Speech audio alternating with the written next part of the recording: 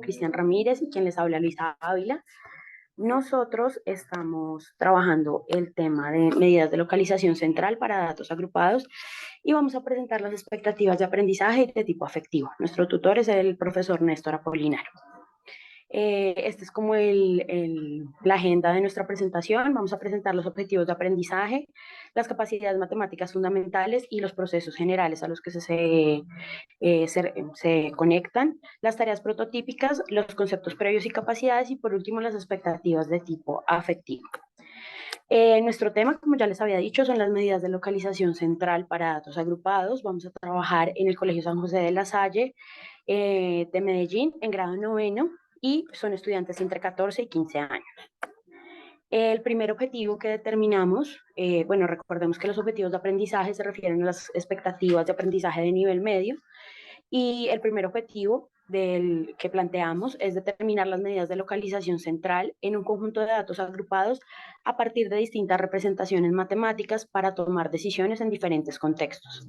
Y nuestro segundo objetivo es analizar las medidas de localización central de datos agrupados e interpretarlas para determinar la distribución de los datos.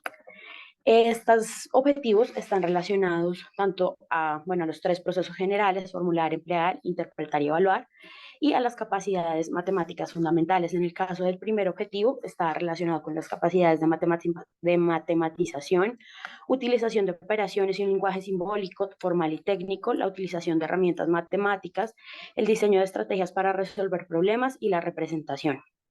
En estas capacidades vemos los procesos de formular cuando el estudiante es capaz de organizar la información que recibe, pues a través de las diferentes capacidades. Por ejemplo, en el caso de matematización es capaz de pasar la información a un lenguaje matemático. La parte de emplear, cuando determina las medidas de localización central, bien sea a través del algoritmo o a través de traducciones entre los diferentes sistemas de representación. Y es capaz también de interpretar y evaluar los diferentes procesos cuando evalúa la coherencia de las medidas y con base en esas medidas da respuesta a problemas. En cuanto al segundo objetivo, tenemos las capacidades de representación, de comunicación, de razonamiento y de argumentación y diseño de estrategias para resolver problemas.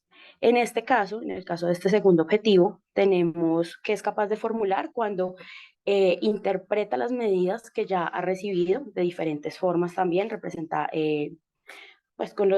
mostradas de acuerdo a los diferentes sistemas de representación, perdón, y es capaz de emplearlas para analizar el conjunto de datos. Y asimismo interpreta y evalúa la información que tiene para dar solución a los problemas.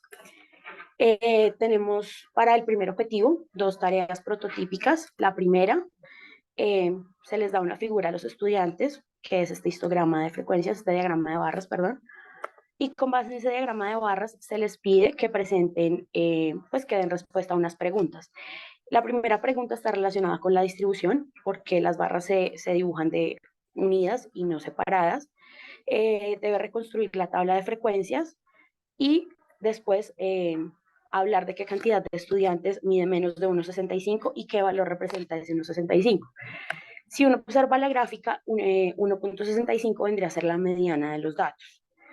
Y después se pide que encuentren la estatura mayor o el intervalo con la estatura mayor.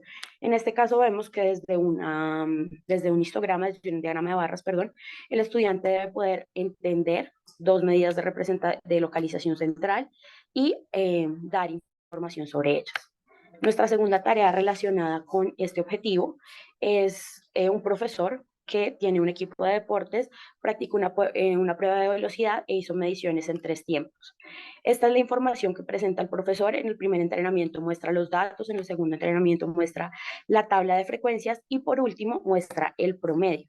Se le pide al estudiante, nos faltó la pregunta, bueno, en esta tarea se le pide al estudiante que él pueda decir cuál de los entrenamientos fue mejor al comparar las distribuciones. Entonces se espera que el estudiante pueda calcular las medidas de localización central apropiadas y las compare para decidir qué entrenamiento fue más efectivo. No necesariamente es el promedio, porque puede realmente evaluarlo de varias maneras, ¿no?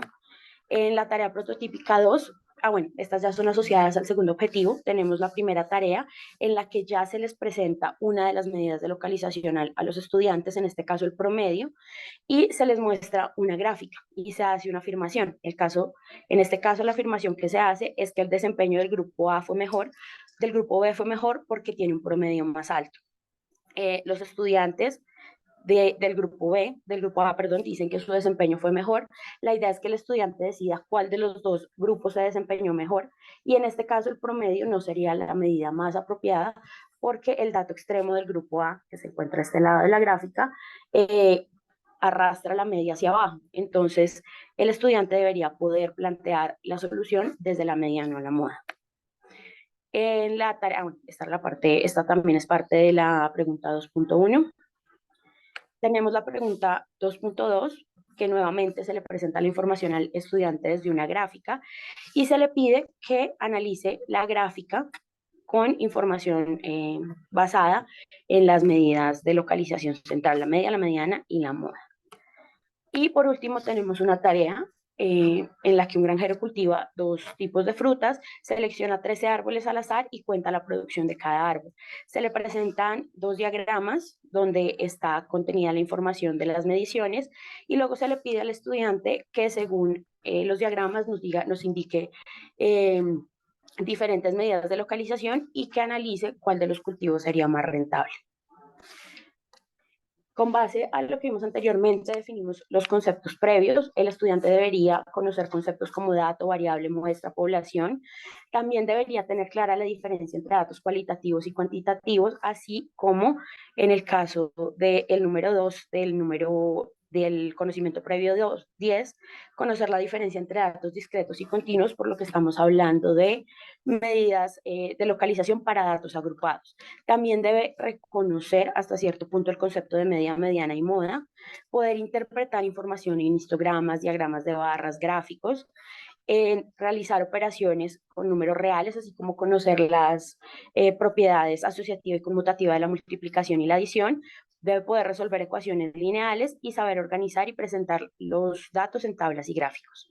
En cuanto a las capacidades, definimos que se espera que el estudiante logre comprender los conceptos de media, mediana y moda, ya que estamos pidiendo que los analicen, entonces deben comprenderlos, deben reconocer la relevancia de las medidas, así como cuándo es más apropiada una que otra medida. Debe poder organizar los datos en tablas, en gráficos, recolectar datos para dar solución a problemas, debe poder identificar patrones, identificar tendencia, analizar la distribución de los datos, el sesgo, que fue desde donde nosotros planteamos los contextos fenomenológicos. También debe poder calcular los pasos anteriores a la media, la mediana y la moda, en este caso la media ponderada, la mediana de clase, la moda de clases, y poder identificar el significado de cada una de las medidas, agrupar los datos en intervalos, determinar el número adecuado de intervalos y del tamaño de clase, así como calcular los promedios, determinar la clase de la mediana, estimar la mediana dentro de la mediana de clase, determinar las frecuencias de clase, calcular la media ponderada, identificar la marca con mayor frecuencia, que vendría a ser la moda, y, bueno, identificar diferentes patrones. También inferir sobre los datos y reflexionar sobre la utilidad de las medidas. Por último, les presentamos los 4 objetivos de las expectativas de tipo afectivo, encaminadas a dar seguridad al estudiante, a que desarrollen interés y formen hábitos en cuanto al cálculo de medidas de localización central para tomar decisiones informadas, y asimismo que puedan tener confianza al comunicar los datos, pues porque hicieron un buen análisis de ellos. Y este vendría a ser como el esquema o la caracterización de nuestras expectativas de tipo afectivo. Eso sería todo. Muchas gracias.